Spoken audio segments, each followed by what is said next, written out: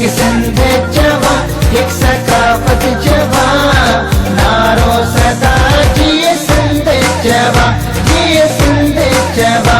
नाजरीन, अवामी न्यूज़ में ख़बरनि जो सिलसिलो जारी है। इन वक्त असीं तव्हांखे टंडो जान मोहम्मद में ख़बर ॾींदा हलूं त अवामी न्यूज़ जे ॾिनल क़ौमी काज जे सॾ खे समूरी सिंध में भरपूर मोट मिली रही है। सिंध झरके पई, सिंध मुरके पई। टंडो जान मोहम्मद लग Mir Yar Mohammad government boys elementary school जे हेड मास्टर साईं अब्दुल रशीद खासकेली जी निगरानी में अवामी न्यूज़ जे ॾिनल क़ौमी काज सकाफ़ती ॾियारे जी मुनासिबत सां हिकु पुरवकार तकरीब थी गुज़री है, जंहिंमें स्कूल जे शागिर्द ऐं शागिर्दाणियुनि शिरकत कई। प्रोग्राम में शागिर्दनि सकाफ़ती गीत टेबलोज़ पेश कया ऐं उस्तादनि शागिर्दनि तकरीरूं कंदे ॿुधायो त समूरी सिंध तोड़े पाकिस्तान में अहिड़ा सकाफ़ती प्रोग्राम थियणु घुरिजनि जंहिंमें टेबलोज़ ऐं तकरीरूं करे सिंध जी हज़ारे साल पुराणी तहज़ीब खे उजागर कयो पियो वञे। इन मौक़े ते हिननि अवामी न्यूज़ जे सरवाण खे जस पेश कंदे चयो त अवामी न्यूज़ जे सरवाण खे जस हुजे जंहिं सिंध जी सकाफ़त खे झरझंग में उजागर कयो है। मज़ीद खबरों और तफसीलात के लिए विजिट करें हमारी वेबसाइट www.awamiNewsHD.com।